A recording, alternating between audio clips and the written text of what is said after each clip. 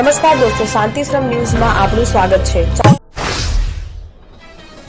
વાવથરા જિલ્લામાં રોયલ્ટી વિભાગે ગેરકાયદેસર રીતે કબજે ભરીને જતી એક ઓવરલોડ ટ્રક ઝડપી પાડી છે।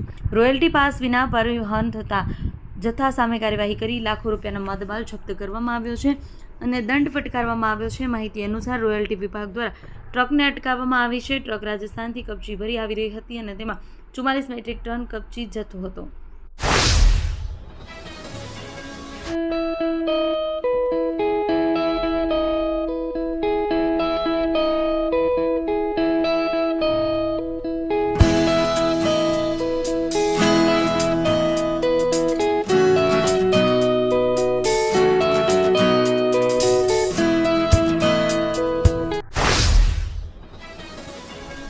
તારીખ 26 ફેબ્રુઆરીથી શરૂ થયેલી ધોરણ 10 અને ધોરણ 12 બોર્ડ પરીક્ષા થરા ખાતે આવનાર વિદ્યાર્થીઓ માટે બપોરે નિઃશુલ્ક ભોજન વ્યવસ્થા માર્કેટયાર્ડ થરા તરફથી શરૂ કરી અનુકરણીય પ્રેરણા કરેલ છે।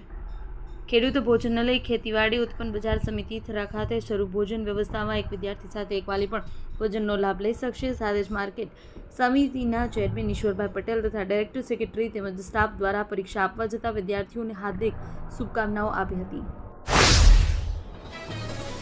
થરા દેશી ડેપો દ્વારા સ્વચ્છતા અને જાહેર આરોગ્ય જાળવવા માટે એક વિશેષ અભિયાન શરૂ કરવામાં આવ્યું છે।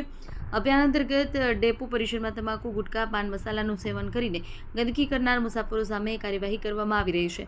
વિભાગીય નિયામક સૂચના મુજબ થરા બસ સ્ટેશનમાં ધૂમ્રપાન અથવા તો તમાકુની પિચકારીઓ મારતા મુસાફરો માટે તાત્કાલિક પગલાં લેવામાં આવી રહ્યા છે। છેલ્લા 5 દિવસમાં 25થી વધુ કેસ નોંધી કુલ 650 રૂપિયાનો દંડ વસૂલવામાં આવ્યો છે। ધરણીધર તાલુકાના ઢીમા ખાતે આવેલી સુપ્રસિદ્ધ ધરણીધર મંદિરમાં પૂજાના અધિકારીને લઈને વિવાદ ચાલી રહ્યો છે। ઢેમેચા પરિવારે તેમના વકીલ મારફતે મંદિર પરિષદ સામે કોર્ટમાં દાવો દાખલ કર્યો છે। ટ્રસ્ટ દ્વારા વકીલને ખોટી અરજીઓ કરી હેરાન કરવામાં આવ્યા હોવાના આક્ષેપો સાથે જ જિલ્લા કલેક્ટર કચેરી રજૂઆત કરવામાં આવી છે। બનાસકાંઠા જિલ્લાનું મુખ્ય વેપારી મથક અને અંદાજે 3 લાખથી વધુ વસ્તી ધરાવતા ડીસા શહેરની ઓળખ હવે માત્ર વ્યવહાર પૂરતી મર્યાદિત નહીં રહે, પરંતુ તે કળા અને સંસ્કૃતિની પણ કેન્દ્ર બનશે। ભારત સરકાર અને ગુજરાત સરકારના વોકલ ફોર લોકલ, આત્મનિર્ભર ભારત અને વિકસિત ગુજરાત 2047ના સંકલ્પને સાકાર કરવા માટે ડીસા ખાતે ભવ્ય અર્બન હાટની સ્થાપના કરવાની મંજૂરી આપવામાં આવી છે।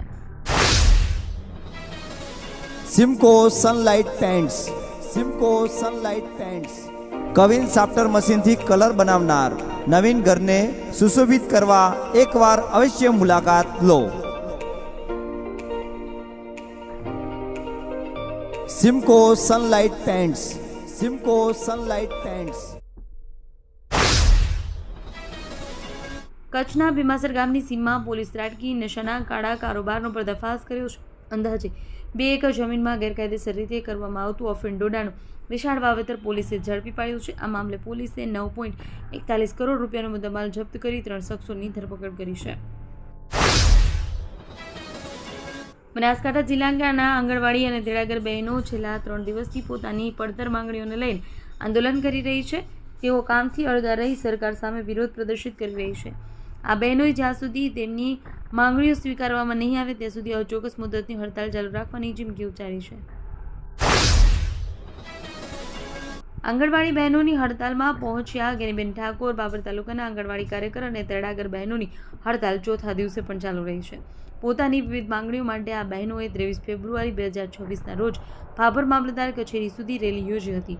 ત્યારબાદ તેમણે મામલતદાર અને CDPOને આવેદનપત્ર સુપ્રત કર્યું હતું। આ હડતાલ ભાભર મામલતદાર કચેરી સામે યથાવત। બનાસકાંઠાના દાંતીવાડા ડેમની મુખ્ય કેનાલમાં અંદાજે 5 દિવસ પહેલા 45 મીટર લાંબુ અને 40 ફૂટ ઊંડું ગાબડું પડ્યું હતું। ગાબડાને કારણે રવિ પાકને પાણી મળતું બંધ થઈ જતાં ખેડૂતોને મોટું નુકસાનની ભીતિ સેવાઈ રહી છે। ઘટનામાં 5 દિવસ બાદ પણ કેનાલનું મરામત કામ પૂર્ણ નથી થયું, જેથી પાણીનો પ્રવાહ સંપૂર્ણ રોકી શકાયો નથી। ગાબડાને પૂરવા માટે તંત્ર દ્વારા 15 મોટરો અને હજારો રેતીના કટ્ટાઓનો ઉપયોગ કરવામાં આવી રહ્યો છે। જોકે કામગીરી ધીમી ગતિએ ચાલતી હોવાથી પાણીનો બગાડ ચાલુ છે, જેનાથી ખેડૂતોની ચિંતા વધી